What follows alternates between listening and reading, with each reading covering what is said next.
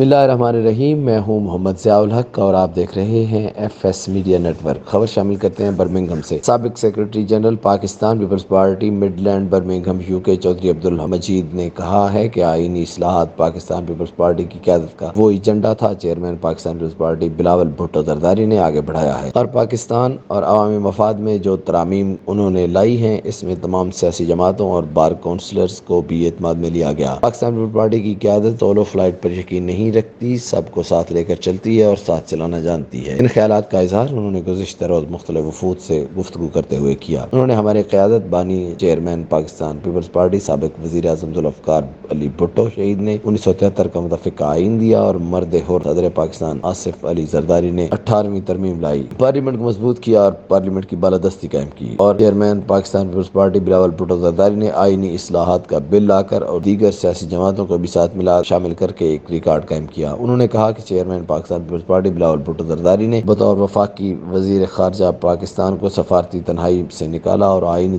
ترامیم کے دوران جن قائدانہ صلاحیتوں کا اظہار کیا ساری قومی قیادت اس کا اعتراف کر رہی ہے۔ انہوں نے کہا کہ چیئرمین پاکستان پیپلز پارٹی بلاول بھٹو زرداری پاکستان کا مستقبل اور عوام کے لیے امید کی کرن ہے۔ چیئرمین پاکستان پیپلز پارٹی بلاول بھٹو زرداری نے اپنے پہلے ہی جلسہ میں آغاز مسئلہ کشمیر سے کیا تھا اور بطور وفاقی وزیر خارجہ بھی ہر فورم پر مسئلہ کشمیر اٹھایا، اس لیے کشمیریوں کی ان سے بہت سی امیدیں وابستہ ہیں۔ سبسکرائب کیجیے F S media network اور دیکھتے رہیے تازہ ترین تبصرے اور خبریں۔